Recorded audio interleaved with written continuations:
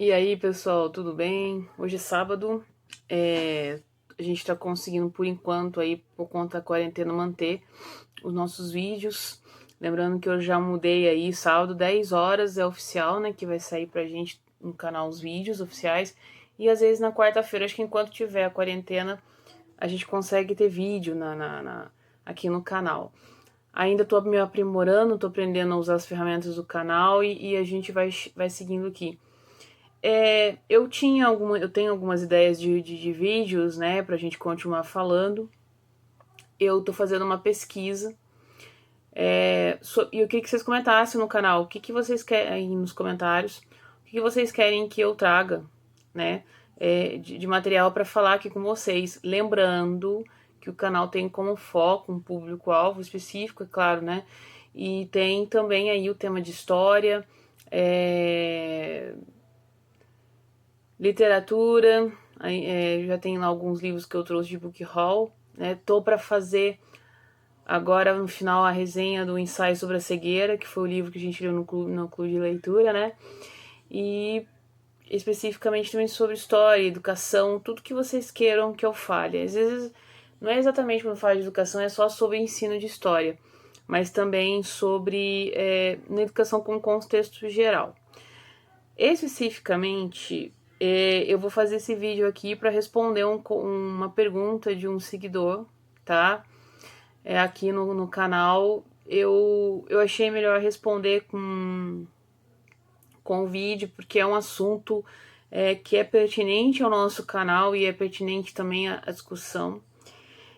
No vídeo sobre educação científica, que eu vou deixar aqui nos cards e também no link, na caixa de descrição, que eu já fiz um vídeo e tem um artigo sobre educação científica, o Carlos Misael, vou colocar o comentário dele aparecendo aqui, isso, ele pergunta assim, ó, como você consegue pensar nisso, no caso de educação científica, e ao mesmo tempo trabalhar o currículo a ser seguido, né? Uma pergunta muito interessante, porque muitos professores às vezes comentam, mas como que você faz tudo isso, de levar o aluno para o ENIC, trabalhar a educação científica e dar conta do currículo, né? Então, especificamente, eu acho que esse vídeo aqui, apesar de ser um pouco mais curto, mas ele vai trazer pra gente algumas reflexões importantes, né? Lembrando que a parte teórica sobre educação científica eu fiz um vídeo, ficou longo, mas ele é único, ele é um material que eu criei, tem 45 minutos, mas eu explico tudo sobre a parte teórica de educação científica, ao qual eu tenho estudado há muitos anos, tá? Especificamente desde 2012 eu tenho desenvolvido isso e aprimorado com o tempo, tá? Então vamos lá, né? Eu fiz aqui um roteiro para responder sua pergunta, Carlos, e especificamente eu acho que isso também alguns colegas já têm me feito indiretamente. Eu vou colocar aqui, tá? Respondendo a sua pergunta, a educação científica ela não é um conteúdo, né? A educação científica é uma metodologia.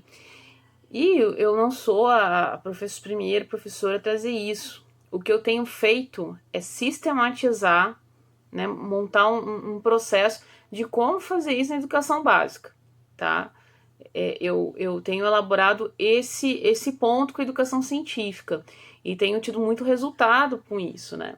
E a gente pode falar especificamente, né, que a educação científica ela é um método, né? E ela está intrínseca à metodologia, à forma de ensinar do professor. Então, eu posso trabalhar todo o currículo usando exatamente o que? A própria educação científica, certo? Porque a história nada mais é do que você trabalhar a criticidade do aluno, assim, né? Num certo ponto. E o que a gente tem para falar aqui, por exemplo? Onde a gente começa como professor de história para trabalhar a educação científica é trabalhar o próprio sentido teórico da área. Apesar de existir hoje muita discussão sobre se história é de fato apenas uma narrativa ou se ela é uma ciência, se defende muito a história, a nova história, a história total, né? Que a história ela é uma ciência, ela começa a ter essa visão com o positivismo, onde ela é sistematizada, né, de um jeito totalmente diferente. Ela vem passando pelo materialismo histórico do Marx, né, que vem trazendo. E é claro, a gente não vai ter só essas. A que é o meu referencial e o que eu mais me aprofundo e é que se totalizou a história foi a historiografia francesa com a escola dos análises. Você tendo lá o Braudel, perdão, você tendo lá o Lefebvre e o Marc Bloch, né, na primeira fase, trazendo aquela ideia da mentalidade, né? Vem o Braudel com o Mar Mediterrâneo, né, falando pra gente sobre estrutura, conjuntura da história, aquela coisa de média, longa duração, mostrando a sistematização e a parte científica da história. E a gente não pode deixar de falar do próprio Le Goff, né, que vem trazer pra gente a história total, a nova história. Eu tô falando aqui uma sequência, o qual eu costumo utilizar. A história ela tem muitas linhas de historiografia. E a gente pode tá usando isso para compreender a história com ciência. A partir disso, é claro que eu não vou ensinar a historiografia pura para o meu aluno, mas eu passo uma forma de ensinar ele a questionar a história, eu já vou trabalhando com ele aquela coisa que a gente chama de alfabetização científica. E eu posso ensinar para ele, por exemplo, a Primeira Guerra Mundial, né? Ela é uma habilidade da BNCC que a gente tem que trabalhar, né? Eu posso até colocar a habilidade da BNCC aqui, ó, vai aparecer para vocês, né? A habilidade da BNCC que a gente tem que trabalhar sobre a Primeira Guerra Mundial. E aí, em vez de eu só pegar o livro didático, né, e ensinar para o aluno, por exemplo, eu elaborei, tem um plano de aula que eu vou deixar aqui sobre a Primeira Guerra Mundial, vou colocar aqui também no link de inscrição, foi um plano de aula que eu fiz, onde eu criei uma ficha simplificada para o aluno sobre a Primeira Guerra Mundial, onde mostra fatores, metodologia da guerra, o objetivo da guerra, certo? Todo o desenvolvimento da guerra e depois vem a parte de consequências da guerra, né? Como se fosse a conclusão. Essa ficha eu construí dentro da ideia de educação científica para o aluno observar o que é um projeto, certo? E eu vou linkando, ao mesmo tempo que eu estou ensinando a Primeira Guerra Mundial, eu já estou ensinando para ele a alfabetização científica, certo? E a todo momento, desde o 6º ano, eu trabalho com os alunos sobre a fonte histórica. Eu não deixo de falar sobre os tipos de fonte histórica. Eu monto uma aula sobre a Primeira Guerra Mundial, vou continuar nessa parte, porque é o exemplo que eu vou utilizar aqui para o vídeo. Eu trago fontes escritas, fontes imagéticas, fontes sonoras, para que eles possam compreender a Primeira Guerra. A gente tem muito material para trabalhar isso. Além de um áudio de um prisioneiro português de 1915, que a gente tem esse áudio fácil de encontrar no YouTube.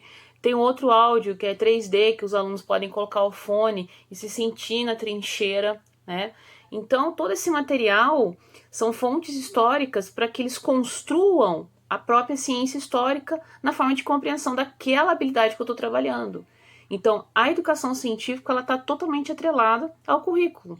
Mas agora, se você trabalha de uma forma tradicional, né? Eu estou fazendo uma pesquisa com os professores, eu ainda não vou divulgar aqui o gráfico, porque além de eu fazer um vídeo só sobre isso, né? E isso é um artigo que eu vou enviar para o simpósio de ensino de história online, né? Que é sobre a metodologia do ensino de história.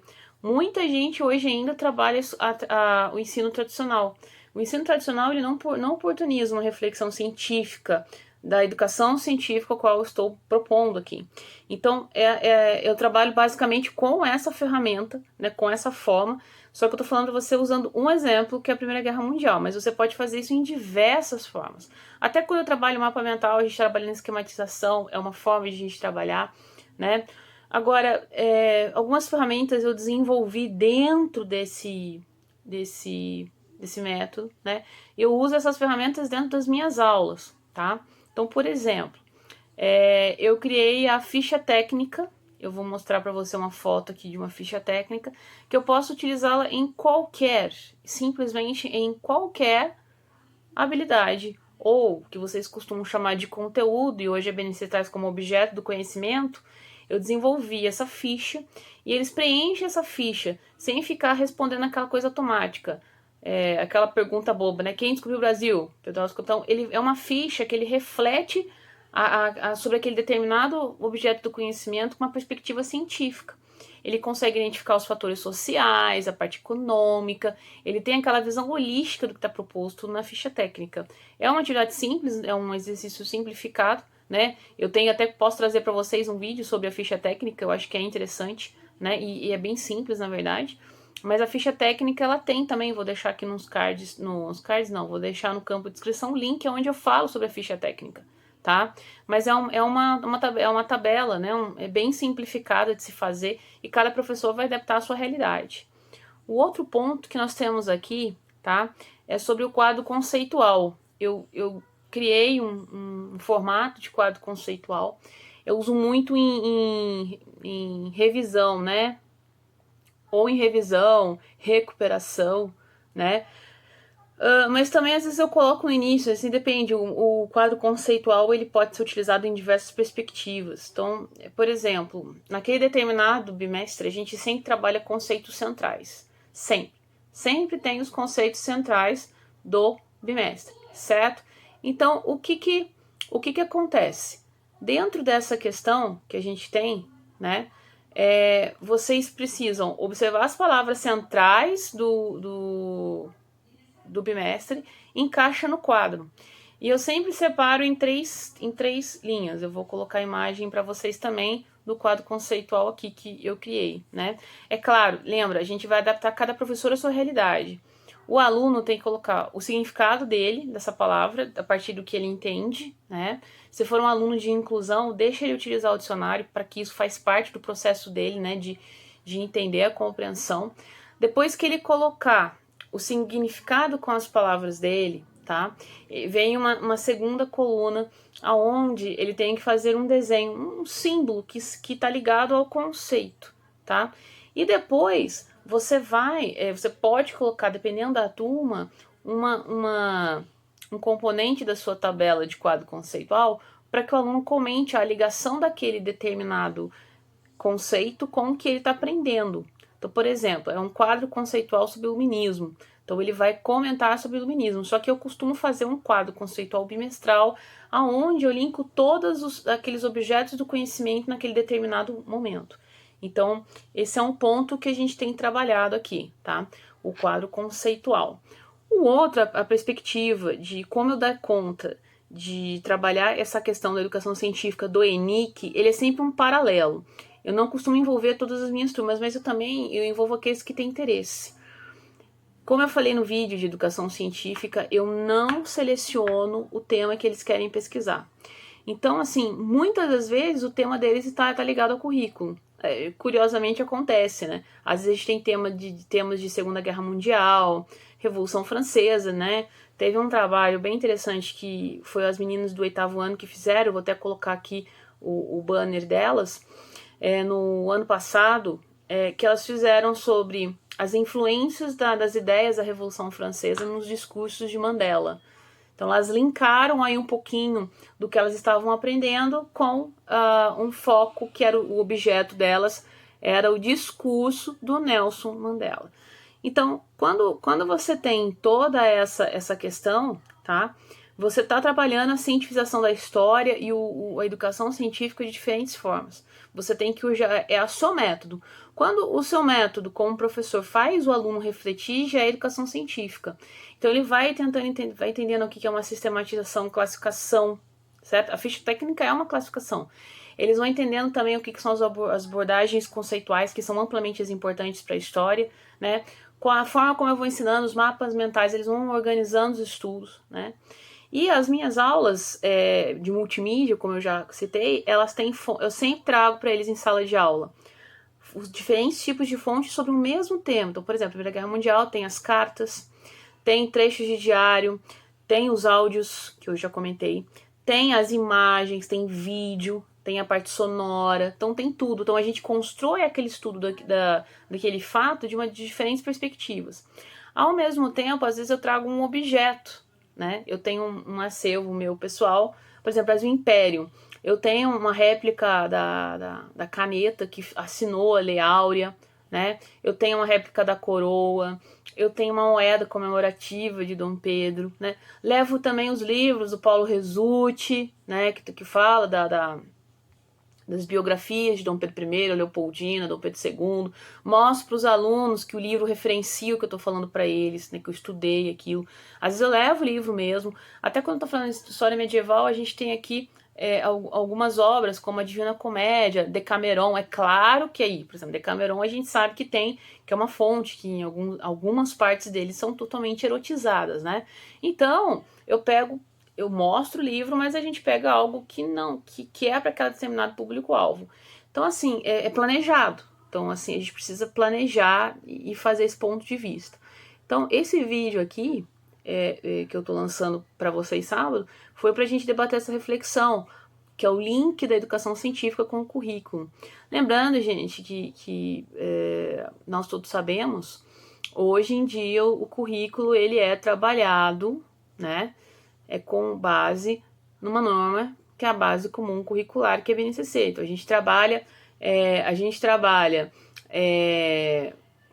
basicamente com habilidades e competências, né? E essas habilidades e competências vai desencadear o meu aluno, que a gente chama de educação integral, né? O currículo tem que ter essa perspectiva, que é justamente aquela relação do conjunto de habilidades para eu atingir aquelas competências, né?